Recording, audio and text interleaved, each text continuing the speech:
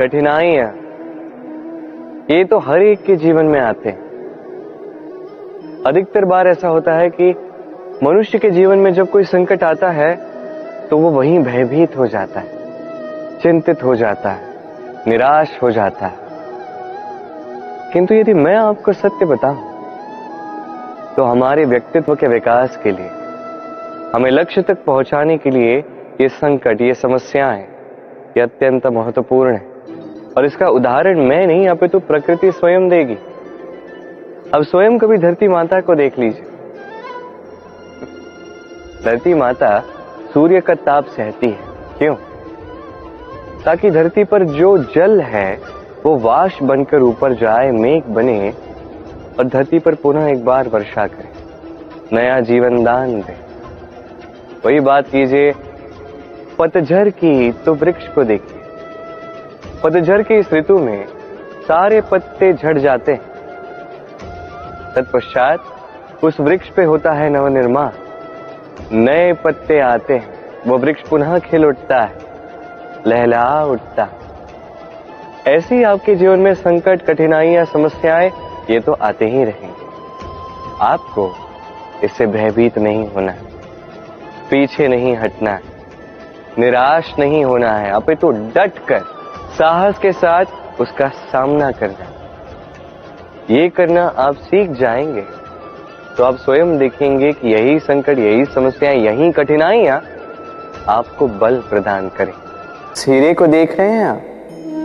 लाखों करोड़ों वर्षों तक धरती के गर्भ में रहने के पश्चात ये इतना कठोर बनता है, किंतु जब खान से निकाला जाता है कोयले की ही भांति होता है, श्वेत, कठोर, निस्तेज।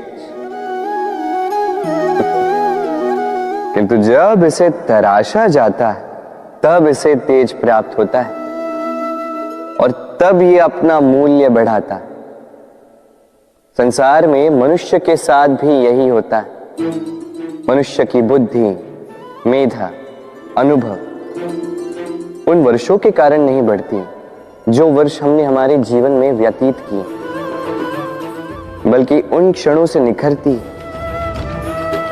जब हमने कठिनाइयों का सामना किया, चुनौतियों का सामना किया, संकटों का सामना किया, छल और पीड़ा से। इसलिए यदि आपके जीवन में आपके सामने संकट आए, चुनौतियां आए, पीड़ा आए, तो उसे भयभीत मत होइएगा, उसका स्वागत कीजिए, क्योंकि यही परिस्थितियां आपको वो अनुभव देगी जो आपको प्रबुद्ध करे।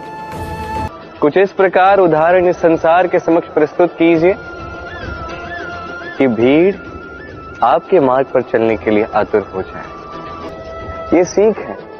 इस संसार में जो भी महान कार्य करते हैं, मौन होकर अपना कर्म करते जाते हैं, क्योंकि उन्हें पता है महत्व स्वर का नहीं, कर्म का। और जो रुद्र का साथ देते हैं, नाद करते हैं, वो केवल विध्वंस मचाते हैं। आप मौन रहकर कर्म करते करते महान बनना चाहते हैं या रुद्र का साथ देकर केवल विध्वंस मचाना चाहते हैं? निर्णय आपका है।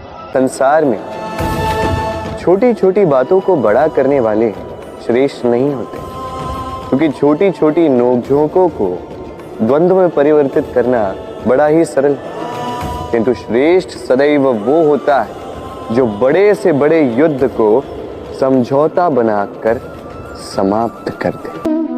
आपके विचार से मैं क्या कर रहा हूं? आप कहेंगे मैं दीपक जला रहा हूं, सही। किंतु प्रश्न ये उठता है कि क्या मैंने आपसे कहा कि ये दीपक है? नहीं। क्या इस दीपक ने स्वयं अपना परिचय आपको दिया? नहीं। फिर आपने कैसे जाना कि ये दीपक है? उत्तर है प्रकाश, जो स्वयं जल कर अंधकार में संसार को राह दिखाए, वो दीपक है।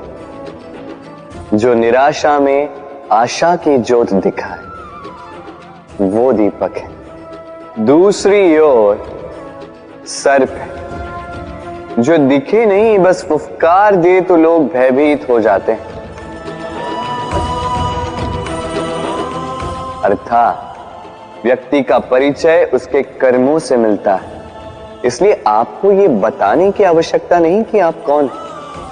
ये आपके कर्म ही निश्चित करेंगे कि लोग आपसे दीपक समझकर प्रेम करेंगे या सर्प समझकर भयभीत रहेंगे। समय कितना विचित्र होता है।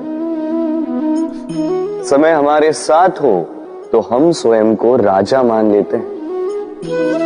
वही समय यदि विरुद्ध हो जाए तो रंक बनने में समय नहीं लगता।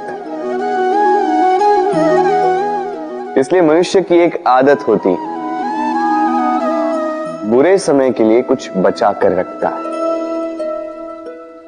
संबंधी, मित्र बुरे समय में साथ छोड़ देते हैं।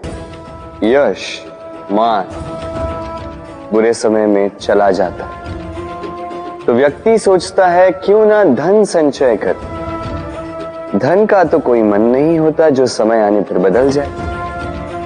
संसार कहता है कि धन का संचयन करते रहो, बुरे समय में काम आएगा ही। मैं कहता हूं शुभ कर्म करते रहो, आनंदित रहो, स्वयं पर और ईश्वर पर विश्वास रखो, बुरा समय कभी आएगा ही नहीं। राधे राधे।